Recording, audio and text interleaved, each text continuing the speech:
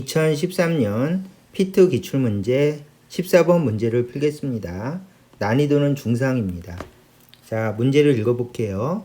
그림은 평면에서 대전 입자가 자기장이 없는 영역에서 직선 운동을 하고 자기장 영역에 번갈아 들어가 원궤도를 따라 운동하는 모습을 나타낸 것이다.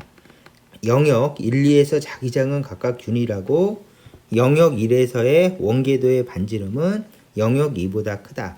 이렇게 얘기를 했어요. 그 다음에 이에 대한 설명으로 옳은 것을 찾고 자기력 이외의 힘은 무시한다. 이런 조건을 줬습니다. 그러면 이 조건이 굉장히 중요한 조건이니까 한번 적읍시다. 이 입자는 자기력만 받는다. 그러면 이 문제를 풀기 위해서 가장 중요한 조건은 1번 조건이고 이 조건은 별표 5개 정말 중요한 조건입니다. 그러면 입자가 자기력만 받을 때 가장 중요한 현상은 입자가 자기력만 받으면 입자의 속력은 바뀌지 않는다. 그래서 입자가 자기력을 받으면 속력이 불변이다. 이렇게 간단하게 짧게 이야기도 하기도 해요. 그래서 이 공식은 무조건 외우셔야 됩니다. 정말 중요한 공식이에요. 그래서 입자가 자기력만 받으면 속력이 불변이다. 그래서 그림에다 표시하면 이 입자의 속력은 V로 일정하다. 이렇게 적어 놓으시면 되겠죠. 입자는 자기력만 받는다고 했으니까. 자, 이렇게 적고요. 그러면 이제 첫 번째 공식이 가장 중요한 거를 읽었으니까 문제를 읽어봅시다. 입자의 가속도의 크기는 영역 1이 영역 2보다 크다. 이렇게 얘기했어요. 그러면 기억을 풀기 위해서는 가속도에다 밑줄 긋고 자, 지식을 물어보는 거예요. 무슨 지식을 물어보는가 하면은 자, 입자가 자기력만 받으면 입자는 등속 원운동을 한대요. 당연히 자기력만 받으면 속력이 바뀌지 않으니까 등속 원운동을 하겠죠. 그러면 등속 원운동을 할 때의 가속도는 당연히 구심 가속도겠죠. 그래서 이 문제는 이렇게 이제 입자가 자기력만 받아서 구심 가속도를 한다고 하는 지식도 물어보는 질문이에요. 그래서 이 지식을 알아야지 풀 수가 있겠죠. 그러면 구심 가속도 공식을 적으면 가속도는 R분의 V 제곱이다 라고 하는 공식을 깔끔히 적고 자, 영역 1이 반지름이 크대요. 그리고 영역 2가 반지름이 작대요. 그러면 이 구심가속도 공식에서 첫 번째 속력은 일정하다. 이게 굉장히 중요하죠. 그 상태에서 반지름이 큰 게 R1이다. 그러면 가속도가 작은 게 A1이겠죠. 그래서 가속도는 1번 영역이 작다. 그러면 문제를 읽으면 입자의 가속도의 크기는 1이 2보다 크다. 틀렸죠? 그래서 기억은 틀렸습니다. 자, 니은을 읽어볼까요? 자기장의 세기는 영역 1이 영역 2보다 크다. 이렇게 물어봤어요. 그러면 아까 입자가 자기력만 받으면 등속 원운동을 한다고 그랬으니까 이 공식을 수식으로 한번 적어봅시다. 이런 얘기죠. 자, 입자가 자기력을 받으면 등속 원운동을 한대요. 공식으로 적으면 자기력은 QVB 그리고 등속 원운동을 한다고 그랬으니까 N 곱하기 R분의 V제곱이다. 이렇게 원운동을 한다라고 적어요. 그러면 약분해주면 되겠죠? VV. 그러므로 반지름 R은 MV 나누기 QB이다.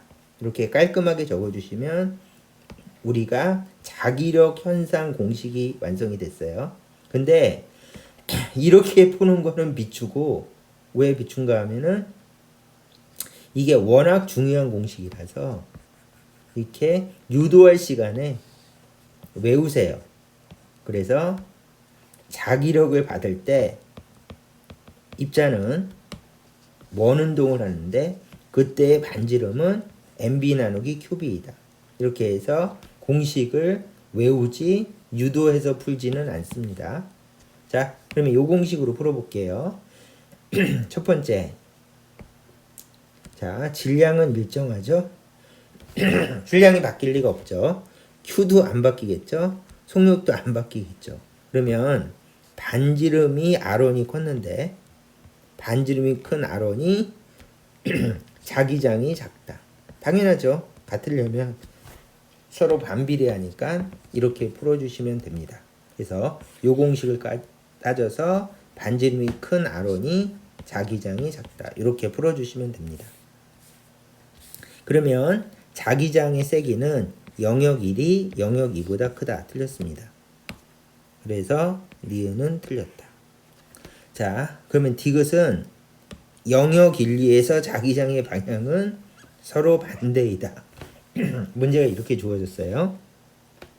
그러면 영역 2라고 2를 비교해 보기 위해서 가만히 봤더니 영역 2는 1은 입자가 시계 방향으로 돌아요.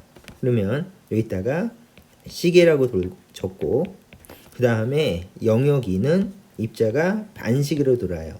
그러면 여기다가 반시계라고 적고요.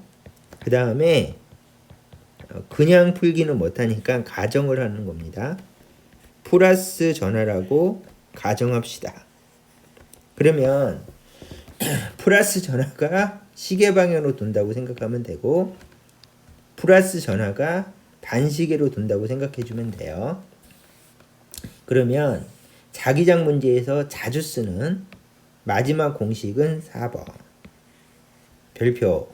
얘도 시험에서 자주 나옵니다. 그럼 읽어볼게요. 자, 플러스 전하는 X 자기장에서 반시계 방향으로 원운동한다. 그래서 우리가 플레밍의 왼손 법칙을 써서 이걸 구해도 되지만 이 공식을 암기해서 푸는 게 훨씬 편합니다. 그러면 조건 플러스 전하라는 조건이 있을 때 X 자기장이라면 반시계 방향으로 원운동한대요. 그러면 이 조건을 맞춰서 얘가 플러스 전하 맞아요. 플러스 전하라고 가정했죠. 근데 반시계로 원운동하니까 여기는 X 자기장이겠지 하고 B2 자기장을 유추하고요. 얘는 플러스 전하 맞는데 시계로 원운동하니까 그러면 우리 기본 가정하고 틀렸으니까 여기는 점 자기장이겠지. 이렇게 유추하시면 이제 플레밍의 왼손 법칙을 쓰지 않아도 깔끔하게 자기장 방향이 결정이 납니다. 그래서 이 방법을 추천합니다. 그러므로 자기장 방향은 서로 반대이다. 얘는 들어가는 방향이고 얘는 나오는 방향이다.